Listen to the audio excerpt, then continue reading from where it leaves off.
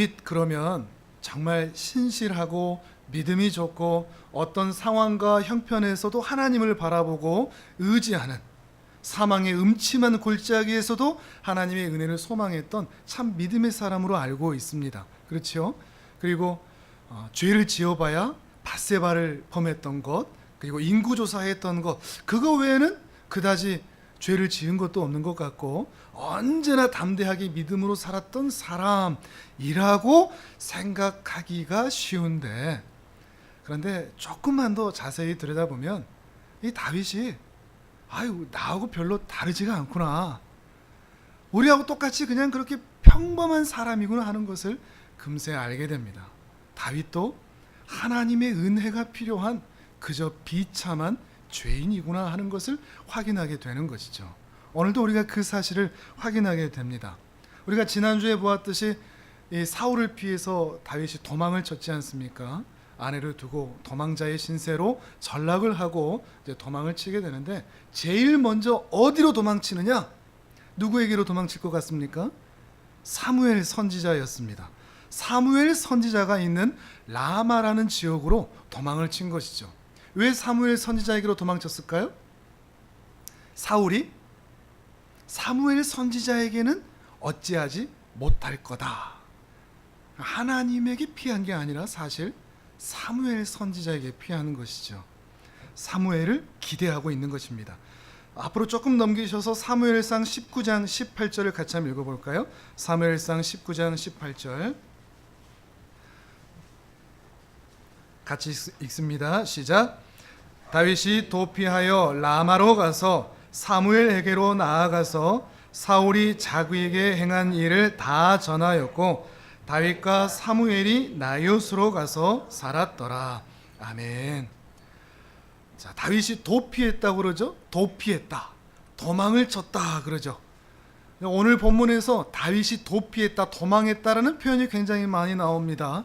다윗이 지금 도망을 치고 있습니다. 사람이 두려워서. 사무엘에게 갔는데, 사무엘에게 가서 제일 먼저 한 행동이 뭡니까? 자기에게 행한 일을 다 전했다. 이거를 우리 표현으로 하면 어떤 표현일까요? 아주 점잖하게 써놨는데 다 일러 바쳤다 하는 거죠.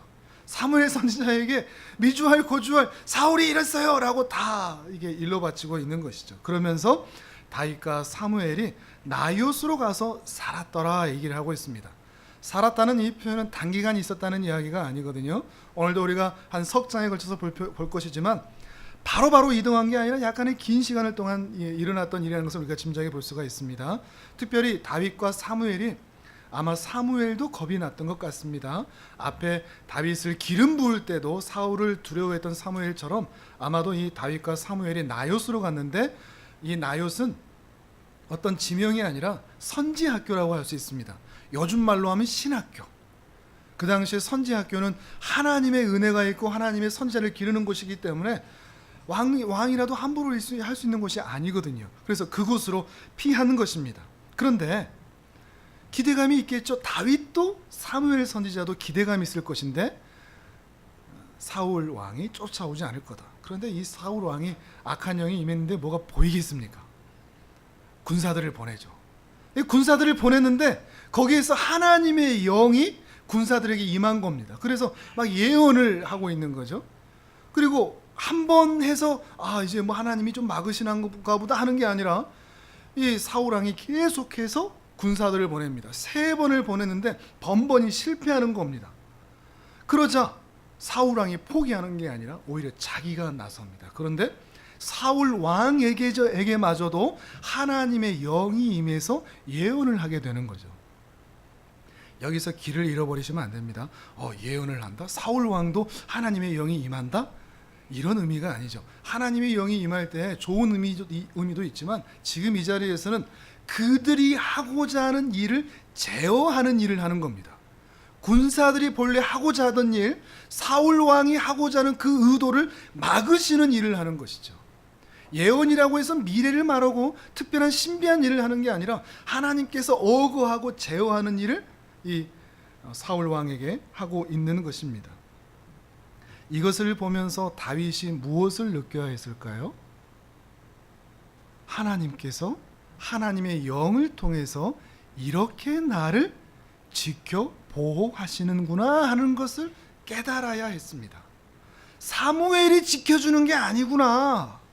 사무엘도 똑같구나. 하나님의 영이 나를 지켜주시는구나 하는 것을 깨달아야 했던 것입니다. 그런데 안타깝게도 이 다윗도 하나님의 일하심을 전혀 보지를 못합니다. 뭐만 보입니까? 선지 학교에도 사울이 쫓아온다 라고 하는 현상, 하나님의 영이 사울에게 임했다라고 하는 표면적인 그 현상, 그것만 보이지 이 일을 통해서 하나님이 자신을 보호하고 있다 하는 것은 전혀 깨닫지를 못하고 있다는 것이죠. 다윗이 거기에 계속 있었다면 사울은 결코 다윗을 해할 수 없었을 것입니다. 그런데 다윗은 어떤 마음이 들었을까요? 두려워합니다. 도망치는 것이죠. 20장 1절에서 바로 그렇게 이어지죠. 다윗이 라마 나요대에서 도망하여 요나단에게 이르렀다라고 얘기한 거죠. 참 안타까운 현실입니다. 다윗이 하나님의 일하심을 전혀 발견하지 못하고 두려워하여 도망치고 있는, 하나님이 전혀 보이지 않는 것이죠. 다윗도 우리들과 똑같죠? 우리도 그렇지 않습니까? 문제가 앞에 있을 때 그 문제 너머에 하나님의 일하심이 좀처럼 발견되지가 않습니다. 어렴풋이 깨닫기는 합니다. 하나님이 좀 일하시나? 그런데 정작 보이는 것은 뭡니까? 문제죠. 사울 왕이죠. 하나님께서 어떻게 일하고 계신다는 것은 전혀 보지 못한 채 두려움 가운데 있는 것입니다. 다윗도 그렇고요. 그리고 이 다윗이 이제 사무엘 선지자도 안 되겠다 싶어서 누구에게 도망친 거죠? 요나단에게 도망치고 있는 겁니다. 요나단을 의지하려고 하는 것이죠. 20장 1절의 말씀을 같이 읽도록 하겠습니다. 20장 1절 시작. 다윗이 라마 나요대에서 도망하여 요나단에게 이르되 내가 무엇을 하였으며 내 죄악이 무엇이며 내 아버지 앞에서 내 죄가 무엇이기에 그가 내 생명을 찾느냐. 아멘. 다윗이 요나단을 만나자마자 다짜고짜 따지는 거죠. 당신 아버지 사울이 왜 나를 죽이려고 하냐고, 내가 무슨 죄가 있냐고 말이죠. 근데 자세히 보면요, 이 요나단에게 따질 게 아니죠. 그럴 용기가 있으면 누구한테 따져야 됩니까? 사울에게 따져야죠. 아니면 하나님께 의탁을 하든지. 우리가 계속 봤지만 지난주도 잠깐 말씀드렸지만 요나단은 다윗보다 30세 이상의 나이가 많고 극진히, 다윗이 요나단을 사랑한 게 아니라 요나단이 극진히 사랑하고 보살펴주고 사울 왕에게 죽을지도 모르는데 가서 대변해주고 변해줬던 사람이 이 요나단이 아니지 않습니까? 그런 사람한테 이렇게 원망의 말을 쏟아도 될까요?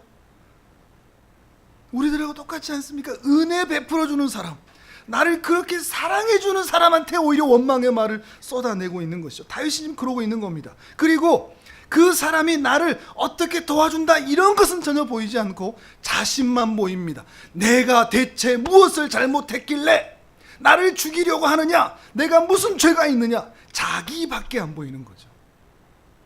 다윗의 현실이 그렇죠. 자기의 불쌍한 것만 보이죠. 힘든 일 만나면 우리도 그렇지 않습니까? 다른 사람 안 보이죠. 나 힘든 것만 생각하죠. 나 어려운 것만 생각합니다. 나 힘든 것만 말합니다. 그 사람이 어떻게 나한테 사랑을 베풀어줬던지 그런 거 안 보입니다. 다윗도 똑같이 그러는 거죠. 자기를 비관하고 자기를 불쌍히 여기는 그 모습이 다윗도 똑같이 있다는 거죠. 어떻습니까? 다윗이 믿음의 영웅입니까? 우리하고 똑같죠. 그러면서 우리 자신도 나도 이렇지. 그리고 이제 이후에 다윗이 이러한 모습에서 어떻게 회복되는지를 보면서 나도 이렇게 이 은혜의 길을 같이 걸어야겠다 이런 생각이 드는 것이죠. 이 20장 2절에 보면 이 요나단이 또 얘기를 합니다. 내가 아버지한테 가서 이 변호를 해줄게. 또다시 이게 변호가 쉬운 게 아닙니다. 목숨을 걸고 하는 거거든요. 이때에도 사울왕은 단창을 들고 있는 겁니다. 또 실제로 20장을 쭉 읽어보시면 이 사울에게마저도 욕을 하면서 죽이려고 하는 모습이 있었거든요. 그러면서도 이 다윗을 살리려고 보호하려고 변호하는 이 요나단이 내가 잘 말아보겠다 그럴 때 3절에 그러죠. 아주 비꼬입니다. 여호와의 살아계심과 당신의 목숨을 두고 내가 맹세하는데 나와 죽음 사이가 한 걸음뿐이다. 쉽게 얘기하면 나 이제 곧 죽겠다. 하나님의 이름이고 뭐고 당신의 사랑이고 뭐고 나 이제 죽어버릴 것 같다. 아주 절망하고 있는 다윗의 모습을 우리가 보고 있는 것입니다. 참 안타깝습니다. 하나님께서 하나님의 영으로 그 신비한 은혜로 지켜 보호하시는 게 보이지 않고 하나님께서 사랑의 동역자를 다윗에게 붙여주셔서 다시 힘내도록 요나단이 믿음의 말로 계속해서 격려하거든요. 하나님의 신뢰라고 말하거든요. 그런데 그 말이 전혀 들리지를 않는 것이죠. 얼마나 안타까운 상황이 지금 이 자리에 다윗에게 있는지 모르는 것입니다. 불신앙의 상태인 거죠. 절망하고 낙심하여 두려워하고 도망하고 있는 상태라는 것입니다. 그저 생각하는 것은 어떻게 하면 살 수 있을까? 어떻게 하면 안 죽을까? 누구를 의지하고 누구를 찾아가면 될까? 이 생각만 하고 있는 것입니다. 하다 정말 제정신이라면 할 수 없는 그런 결정을 내리고 맙니다. 오늘 여기 함께 읽은 본문이죠. 21장 10절을 우리 또 같이 읽어봅니다. 21장 10절 시작. 그날에 다윗이 사울을 두려워하여 일어나 도망하여 가드 왕 아기스에게로 가니. 아멘. 어디로 갔다 그러죠? 가드 왕 아기스에게로 갔다 그러죠. 가드는 블레셋이거든요. 블레셋이 어디죠? 골리앗의 나라죠. 자기가 그렇게 멸시했던 할례 받지 아니하는 족속이 감히 우리 하나님을 멸시했던 나라거든요. 모든 블레셋 군대가 다 들었거든요, 그 말을. 그런데 자기가 그렇게 멸시하던 그 땅으로 숨어 들어가고 있다는 것입니다. 왜요? 거기 가면 사울이 못 쫓아오니까. 그거 하나 때문에. 사무엘 선지자도 못 믿고 요나단도 필요 없고 이 블레셋이면 내 목숨을 사울에게서 건져주겠다. 목사가 아무리 힘들고 어려운 일이 있어도 절에 들어가면 아무도 내가 절에 있는지 모를 거야. 이 제정신 얘기겠습니까? 그거하고 똑같은 것이라 할 수 있다는 것입니다. 어떻게 이런 선택을 할 수 있겠습니까? 실패하고 불신앙의 연속 가운데 수치스러운 제정신이 아닌 그런 결정을 내리고 있는 다윗의 연약한 모습을 우리가 함께 보고 있는 겁니다. 그런데 우리가 조금만 시각을 달리 보겠습니다. 다윗의 시각에서 지금 일어나는 일련의 일들을 볼 게 아니라 하나님의 시각에서 이 일들을 바라본다면 이거는 다윗의 실패이지만 또 한편 하나님의 인도하심이기도 합니다. 하나님께서 그렇게 인도해 가고 계신다는 것이죠. 그 실패의 자리, 그 고난의 자리, 그 광야, 그 외로운 광야, 그 시험의 자리 광야, 그 고난의 연속인 광야로 다윗을 불러들이고 있다는 것입니다. 광야라는 것은 사막이라는 게 아닙니다. 광야라는 것은 하나님께서 하나님을 훈련시키는 고생의 자리, 그러나 광야 학교로서 하나님의 사람을 하나님의 사람답게 만드는 장소입니다. 하나님께서는 하나님의 사람을 온실에서 키우지 않습니다. 우리는 온실로 들어가고 싶어 하죠. 그런데 하나님께서는 하나님의 사람들을 튼튼하게 만드시기 위해서 온실에 두지 않습니다. 밖으로 보내셔서 차가운 바람을 맞게 하시고 뜨거운 햇볕을 쏘이게 하시는 것입니다. 그곳이 광야라는 것입니다. 하나님께서는 의도적으로, 다분히 의도적으로 모든 하나님의 사람을 우리는 가기 싫지만 광야로 밀어내신다는 거죠. 아브라함 보십시오. 아브라함 본토 친척 아버지 집에 있었다면 그는 결코 믿음의 조상 될 수 없었습니다. 그를 믿음의 조상으로, 믿음의 사람으로, 하나님의 사람으로 세우시기 위해서 본토 친척 아비 집을 떠나게 했던 것입니다. 야곱도 그렇습니다. 야곱이 아버지와 어머니 밑에 있었다면 그는 결코 하나님의 사람이 될 수 없었습니다. 그를 베델로 이끄셔서 돌베개 베고 자게 하셨고 밧단 아람에서 20년을 보내게 하셨던 것이죠. 그 광야에서 그는 하나님의 사람으로 세워져 갔던 것입니다. 요셉도 그렇습니다. 그 착한 요셉. 그러나 색동옷을 입고 아버지의 집에 있다가는 결코 그는 하나님의 사람이 될 수 없었습니다. 그를 형들에게 팔리게 하셨고 보디발의 집에서 노예 생활을 하게 하셨고 감옥에 있게 하셨던 것입니다. 모세도 그렇죠. 바로의 왕궁에서 세상 모든 학문 다 배웠습니다. 모든 것을 다 압니다. 육체적으로도 정신적으로도 지식적으로도 모든 것이 다 훈련되었습니다. 그러나 그곳에서는 하나님의 사람이 될 수 없었습니다. 그래서 미디안 광야, 목자로서 양치는 것 외에는 아무런 할 일이 없는 그곳에 40년의 광야 생활을 준비시키셨던 것입니다. 심지어 하나님께서 칭찬하셨던 사람 욥, 그 사람에게도 광야가 필요했습니다. 그 욥에게도 광야를 허락하셔서 그 질병과 아픔을 허락하시면서 진실로 그제서야 하나님을 머리가 아닌 가슴으로 알게 그 광야를 허락하셨던 것이죠. 심지어 예수님마저도 광야로 나가셔서 시험을 받으셨습니다. 이렇게 하나님께서는 하나님의 사람들을 광야로 이끄십니다. 여러분의 광야는 어디입니까?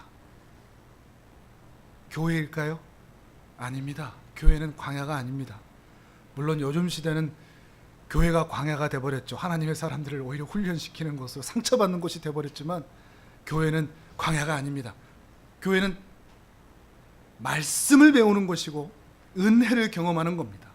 그래서 그 배운 말씀과 받은 은혜로 세상에 나아가서 그 말씀이 내 말씀이 되고 그 은혜가 내 은혜가 되도록 하는 곳이 우리의 광야이죠. 우리의 광야는 세상입니다. 여러분의 일터, 여러분의 학교, 여러분의 가정, 여러분의 일상, 그곳에서 하나님께서는 여러분을 훈련시키고 계시는 것입니다. 근데 이 훈련이 내가 지금 훈련 받고 있나? 그걸 모릅니다.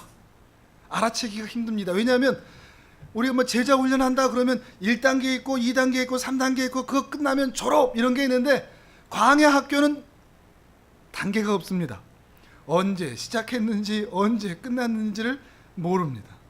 그냥 어떤 훈련 체계가 있는 것도 아니고 그냥 그 광야에서 생존하는 겁니다. 버티는 겁니다. 특별한 어떤 기술을 배우는 게 아니고 그 힘든 일상에서 그 삶의 현장에서 참는 것을 배우는 겁니다. 기도하는 것을 배우는 겁니다. 무릎이 깨지더라도 하나님의 은혜 앞으로 나아가는 것을 배우는 것이 광야라는 것이죠. 또 왜 훈련받는지도 모릅니다. 내가 왜 이런 일을 당하지? 왜 이런 고생이 나에게 찾아왔지? 그때는 모릅니다. 한참 후에야 그래서 그랬구나. 한참 후에야 깨닫게 되는 거죠. 요셉이 그렇죠? 요셉은 내가 왜 형들한테 팔려가지? 하나님이 중간에 말씀 안 해주셨습니다. 내가 왜 보디발의 집에서 노예 생활을 하고 있지?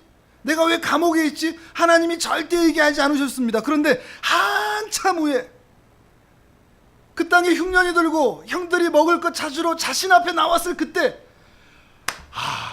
그래서 그랬구나. 우리 가족들 살리려고, 우리 가족들 이 땅으로 이끌어 들이시려고 하나님께서 그것을 위해서, 그 구원을 위해서 나를 그렇게 힘든 삶을 살게 하셨구나. 한참 후에 깨닫게 된다는 것입니다. 또 훈련하면서 어떤 성취감이 있는 것도 아니고 뭔가를 깨닫는 것도 잘 모릅니다. 그냥 광야는 고생하는 겁니다. 여러분이 지금 어떠한 이유로도 고생하고 있다면 그 고생은 광야인 것입니다.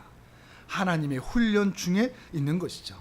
근데 참 신기한 건 뭔가 하면 광야 시험이니까 우리가 생각하는 시험 그러면 시험 잘 봐야 되지 않습니까? 패스가 돼야 되지 않습니까? 근데 광야 시험은 실패해도 괜찮습니다. 잘해도 은혜인데 실패해도 은혜입니다. 통과 못해도 은혜입니다. 무너져도 은혜고 절망해도 은혜입니다. 누가 오늘 그걸 보여주죠? 다윗이 보여주죠. 어디까지 들어갔다고요? 블레셋까지. 블레셋에서 어떤 행동을 했는 줄 아십니까?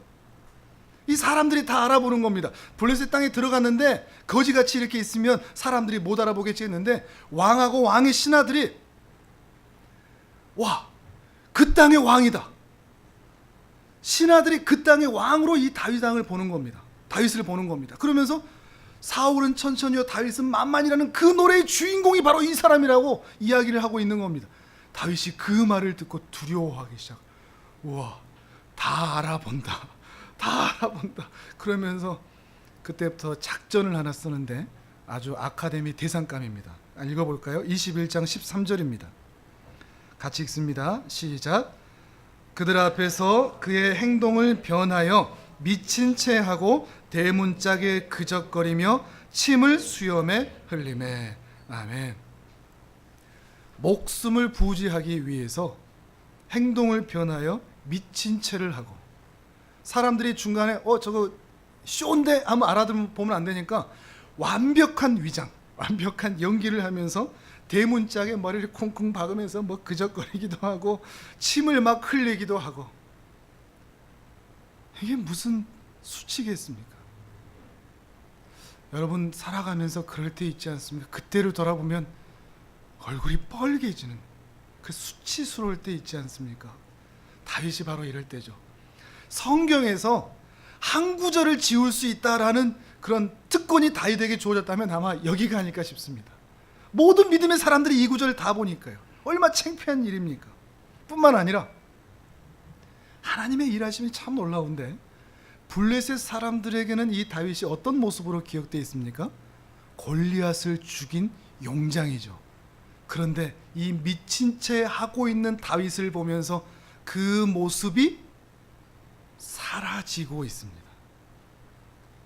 블레셋 사람들에게마저도 골리앗을 죽였던 용장과 영웅의 모습은 사라지고 수치스럽고 부끄러운 모습, 더 이상 골리앗을 죽인 것으로 자신을 자랑하지 못하도록 낮게 그 마음을 낮추고 계시는 하나님의 일하심이 함께 있다는 것입니다.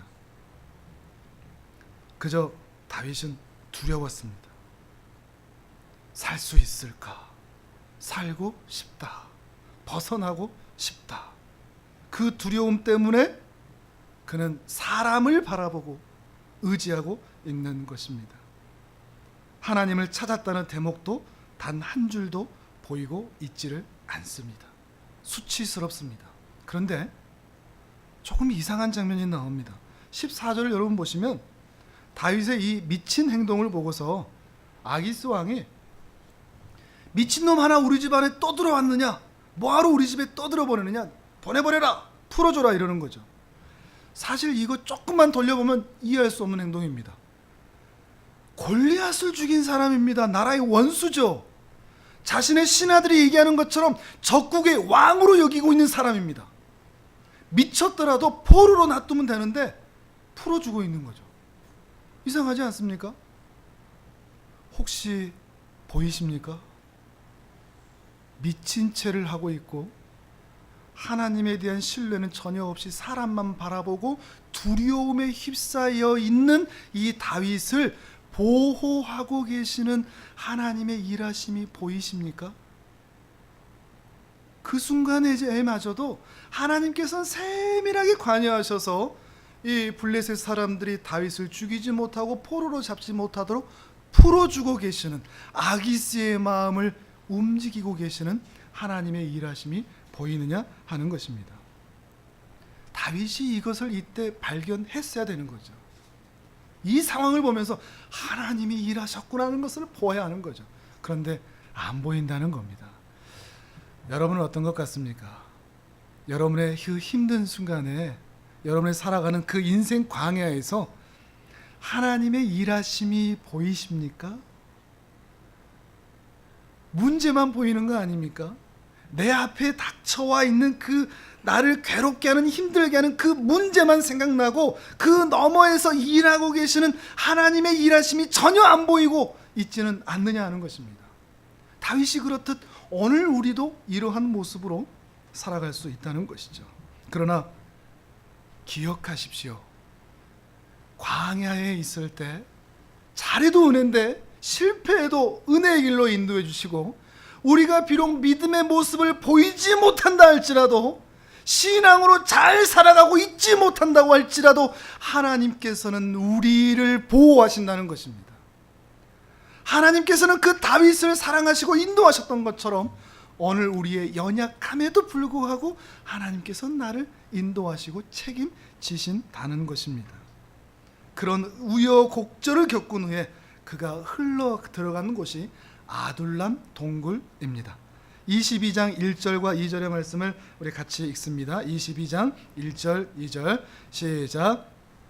그러므로 다윗이 그곳을 떠나 아둘람 굴로 도망하매 그의 형제와 아버지의 온 집이 듣고 그리로 내려가서 그에게 이르렀고, 환난당한 모든 자와 빚진 모든 자와 마음이 원통한 자가 다 그에게로 모였고, 그는 그들의 우두머리가 되었는데 그와 함께한 자가 400명 가량이었더라.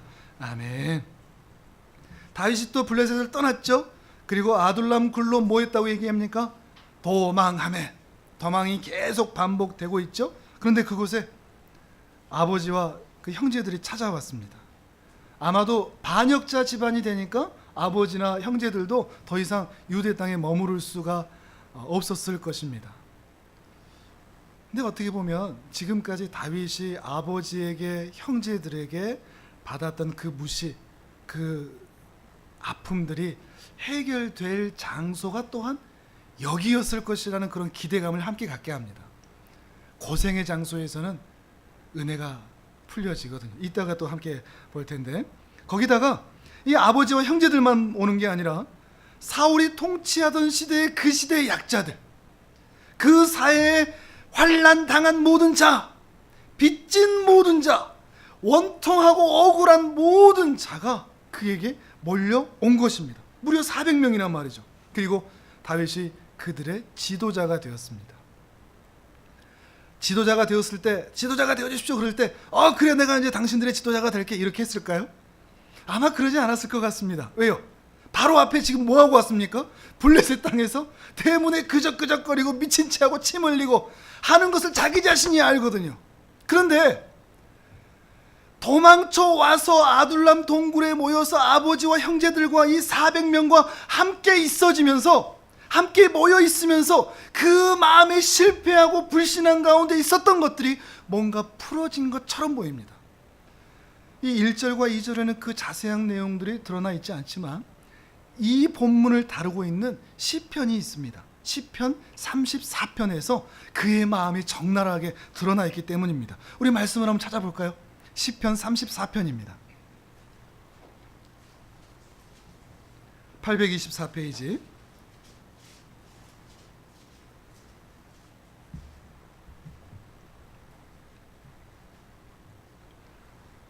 표제가 이렇게 되어 있죠. 다윗이 아비멜렉 앞에서 미친 채 하다가 쫓겨나서 지은 시. 아비멜렉이 블레셋의 왕의 호칭이거든요. 애굽의 바로처럼. 그러면서 1절에 이렇게 얘기하죠. 내가 여호와를 항상 송축하며 내 입술로 항상 주를 찬양하리이다. 그의 입술에서 이미 찬송이 사라졌었습니다. 그렇죠? 원망과 두려움과 분노만 가득했는데 어느 순간 그의 입술에서 감사와 찬송이 흘러나오고 있다고 고백하고 있습니다. 2절에서 그러죠. 내 영혼이 여호와를 자랑하리니. 하나님을 자랑한다고 얘기하고 있습니다. 어떤 이유인지는 자세히 알 수 없지만 다윗의 영혼이 회복되었다는 것을 알 수 있습니다. 누구한테 자랑했을까요? 그 뒤에 이어져 오죠. 권고한 자들이 이를 듣고 기뻐하리이다. 권고한 자들이 누구겠습니까? 그 아둘람 동굴의 400여 명인 겁니다. 다윗이 이들에게, 이 권고한 자들에게 무엇을 자랑했을까요? 내가 사무엘 선지자에게 갔는데 말이야, 하나님의 영이 임해서 나를 보존해 주셨어. 나를 보호해 주셨어. 나는 근데 그것을 못 믿고 도망쳤지. 내가 말이야, 요나단 그렇게 나를 사랑해주는 그 사람의 그런 사랑과 보살핌을 내가 무시했지. 그런데 하나님께서 나를 보호해 주셨어. 세상에 말이야, 내가 블레셋 땅에 갔는데 내가 살려고 그곳에서 미친 척을 했는데 세상에 하나님께서 거기서도 나를 살리셨지 뭐야. 하나님을 찬양하고 있는 거죠. 그리고 그 말을 듣던 곤고한 자들이 함께 기뻐하고 있는 것입니다. 하나님께서 일하시는구나, 함께 찬양하고 있는 것이죠. 그리고 3절에서 참 가슴 뛰는 말 한마디가 있습니다. 함께입니다. 나와 함께 여호와를 광대하시다 하며 함께 그의 이름을 높이세. 이 400여 명 전부가 하나님을 찬양하고 있는 것입니다. 자, 다윗의 형편이 좋아졌습니까? 사울이 죽었습니까? 400명의 그 형편이 나아졌습니까? 살림살이가 괜찮아졌을까요? 어제나 오늘이나 똑같습니다. 오늘이나 내일이나 별 차이가 없을 것입니다. 소망이 없습니다. 상황은 그대로인데 이들이 하나님을 찬양하고 있는 것입니다. 이들이 함께 어울리면서, 함께 다독이면서, 그들의 곤고함과 그들의 상처와 그들의 아픔을 함께 어우르면서 서로에게 힘이 되고 서로에게 위로가 되면서, 그리고 하나님의 은혜의 역사들을 다윗을 통해서 간증을 들으면서 이들이 힘을 내고 있다는 것이죠. 어떻게 이렇게 될 수 있을까? 가능할까요? 근데 저는 우리 교회 공동체를 생각하면서 쉽게 이해가 됐습니다. 사실 우리도 그렇지 않습니까? 우리 중에 아주 편한 사람들은 없지 않습니까? 다들 여러 가지 문제들, 건강 문제, 자녀 문제, 돈 문제, 신앙 문제, 살아가는 직장의 문제, 지나온 인생의 문제, 또 교회의 문제, 그 무수한 문제들을 가슴에 끌어안고 마치 이 400여 명처럼 환난당한 모든 자, 빚진 모든 자, 그 원통하고 억울한 가슴을 부여안고 살아가는 모든 자들이 바로 어떻게 보면 우리들 아니겠습니까? 그런 사람들이 우리가 이렇게 모여 있다면 분위기가 어떻게 될까요? 불은 다 꺼져 있어야 될 것 같고 웃음소리는 한마디도 안 나올 것 같고 다들 아이고 힘들어 죽겠어 이런 말만 할 것 같은데 사실 신기하리 많지 우리는 안 그렇죠? 신기합니다. 왜 이렇게 분위기가 좋지? 이런 생각이 함께 드는 거죠. 우리 함께 서로를 바라보면서 나도 진짜 아픈데 저 사람도 아프구나. 근데 교회 나오구나. 그래도 힘내구나. 나도 자식들 때문에 참 힘든데 저 사람도 그렇구나. 저 사람도 아프구나. 나도 돈 문제 때문에 정말 힘든데 저 사람들도 힘내서 사는구나 하는 걸 보면서 서로를 나도 나를 다독이기가 힘든데 내 옆에 있는 사람들을 다독여주고 잘했어 괜찮아 그러고 또 그 사람이 또 나를 다독여주고 하면서 함께 힘을 내게 되는 그런 모습이 바로 아둘람 공동체의 은혜의 모습이며 바로 우리의 모습이 아닐까 하는 것입니다. 우리의 현실은 마찬가지입니다.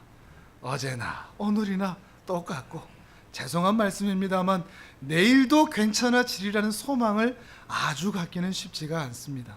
그러나 함께 있을 때 그저 함께 있을 때 뭔가 알 수 없는 그 하나님의 은혜 어떻게 표현해낼 수가 없는 그 하나님의 은혜가 우리를 다시 일어나게 하고 다시 돌아와서 함께 예배드리고 싶어하고 다시 그 은혜의 공동체에 들어와서 하나님을 함께 찬양하며 그들과 함께 있고 싶어하는 교회에 온다고 문제가 해결됩니까? 안 되죠. 그래도 와서 함께 있다 보면 그 마음이 풀어지는 그런 은혜가 아둘람 공동체의 모습이며 바로 우리들의 모습이 아닐까 하는 것이죠. 계속해서 한번 볼까요? 34편 4절을 보시면 내가 여호와께 간구하매 내게 응답하시고 내 모든 두려움에서 나를 건지셨다 그러죠. 두려움에서 계속 보았던 다윗의 감정이죠. 그런데 이제 두려움에서 건지셨다 그러죠. 어느 정도냐? 5절을 보니까 주를 앙망하고 광채를 내었다. 두려움 가운데 있을 때는 얼굴이 흑빛이죠. 웃음이 없으니까요. 근데 그 모든 게 해결되니까 얼굴에 광채가 나는 겁니다. 그들의 얼굴이 부끄럽지 아니하는 것이 되는 거죠. 6절에서도 이 곤고한 자가 부르짖음에 모든 환난에서 구원하셨다. 어느 정도로? 여호와의 천사가 둘러 진치고 그들을 건지시리로다. 믿음의 눈으로 이게 보이기 시작하는 겁니다. 하나님의 일하심이 전혀 안 보였는데 천사가 둘러 진친다. 그가 우리를 건지신다 하는 것이 보이기 시작하는 것이죠. 그리고 이가 찬양의 절정을 보입니다. 우리 8절의 말씀을 같이 읽도록 합니다. 시작. 너희는 여호와의 선하심을 맛보아 알지어다. 그에게 피하는 자는 복이 있도다. 아멘.